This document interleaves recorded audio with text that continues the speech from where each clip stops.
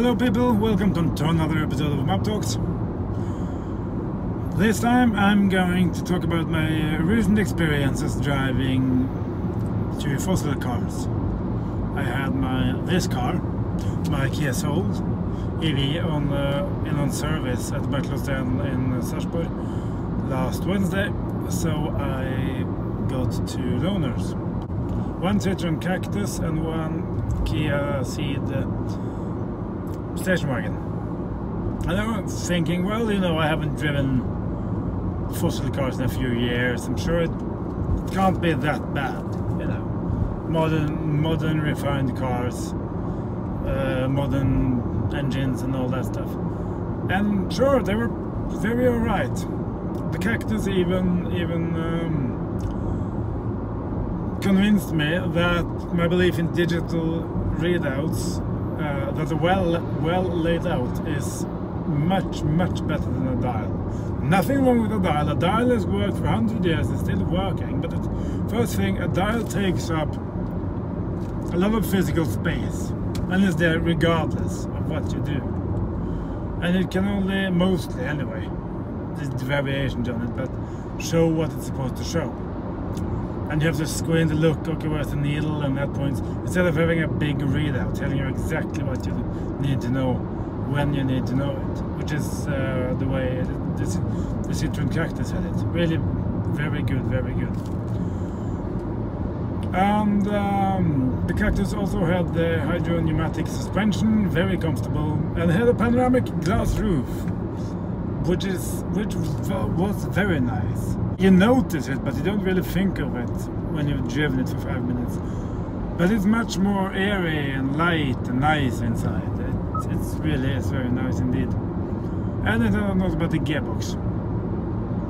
The Kia, however, was a little bit like going back 15 years into a Toyota.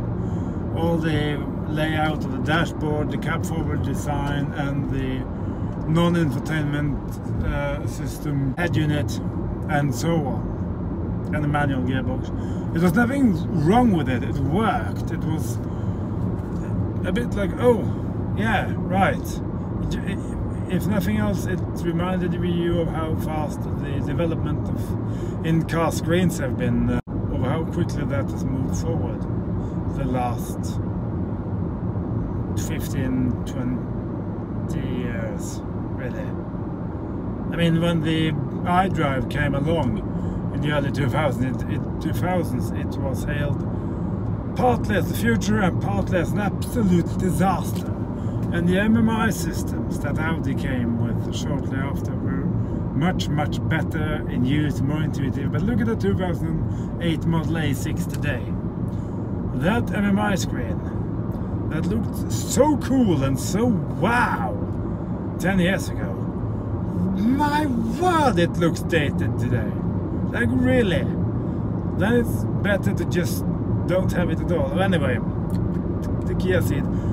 It's a tiny 1-liter petrol engine, basics, no safety, that is, no backup camera, no cruise control, no park sensors, in fact, nothing. And that was a bit of a unusual experience to park that one in my, you know how small the parking spot I have is. But it worked. Yes, it's convenient, and yes, you get lazy having a backup camera and park sensors. But it's also good to do with safety.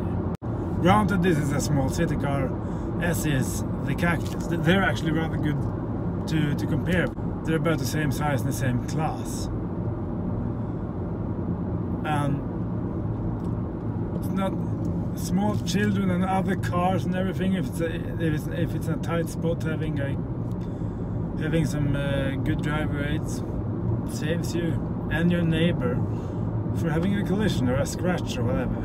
Comparing the Cactus, which is the more high-end version with its infotainment system, very well laid out, a little bit small screen, or rather the screen they used to show things. The rest was, the layout was a little bit, but it worked. It was very well thought out mostly. It needs some time to get warm and actually react to things, but once the systems had warmed up, it was good enough. But having driven electric mostly for a few years, and I haven't driven anything else for the last few months, particularly given that I haven't been using my my van. Now, getting onto the road from the dealer was like a lot of noise. Nothing really happened, because it does, but you just have to recalibrate. I'm not saying a fossil car can't match this and outrun it. Yes, it can. The Audi S8 did that perfectly, as did the Porsche 911, Lexus LS. But that's a different class of cars entirely, and it's a different engine, and you can't put a 4-liter V8 in a Citroën Cactus. Well, the margins in those cars are so small for the producer that you can't never ever match an electric car like this, for instance. More or less the same size, and it's much more comfortable because it's quiet all the time, and it reacts like this when you're going somewhere. The economy of the Citroën was rather good, actually. I had a meeting in Oslo, so I had to go there and back again before I went back to Barcelona and swapped cars.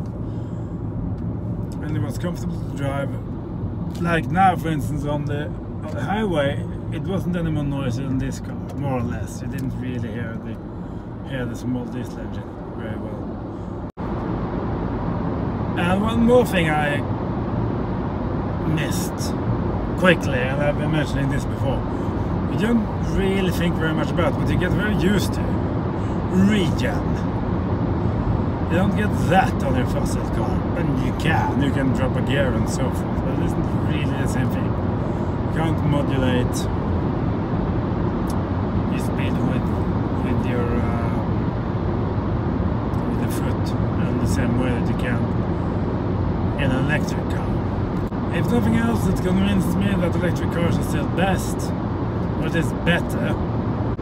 No, fossil cars still haven't kept up to the, still haven't caught up to the level of refinement. Can't match it. Not in class anyway. Can you match it outside? Of course you can. Just my thoughts for today, people. Thanks for watching, and if you have been, do remember to like, subscribe and share, and do leave a comment. Tell me what you think. Bye!